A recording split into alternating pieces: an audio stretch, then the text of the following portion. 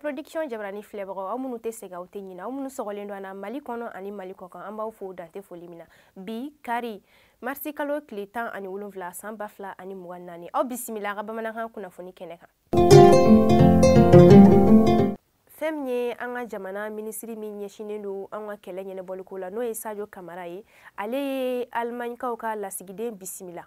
O bisimilali kɔnɔna na u ye kumaɲɔgɔnyaw caman kɛ.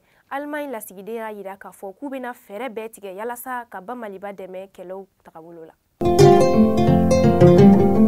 Juma tɛmɛnen marsi kalo tile 15 san 2024 Qatar lasigiden ale ye laadaw lakile i n'a fɔ kɔrɔlen a b'a kɛ cogo min na sunkalo ɲɛkɔrɔlaw la u bɛ bɔ ka sumanw di mɔgɔw ma.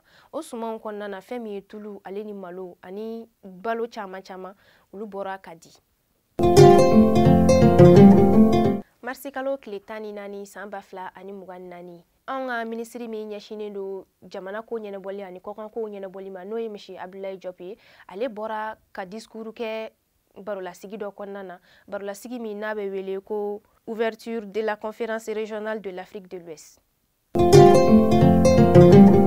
Mali ye jalakili sɛbɛn ta ka ɲɛsin an ka banbagaci kɛwale tigilamɔgɔw ma i n'a fɔ Yad Agali, Ahamadou Kouma, Al-Gabas Ag Entala, Bilal Ag Asherif ani Fahad Ag Ahamadou.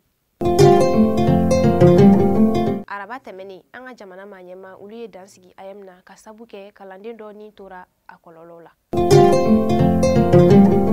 Ni ne bɛ dansigi an ka bi bamanankan kunnafoni la an tɛ sɛgɛn an tɛ ɲinɛ an b'aw fo dante foli min na an b'an ka dibila baarakɛlaw fo an b'a fɔ Ala ka sunkalo tɛmɛko ɲuman d'an ma. Ni ne bɛ dansigi an ka bi bamanankan kunnafoniw la aw kan bɛn dɔgɔkun wɛrɛ la.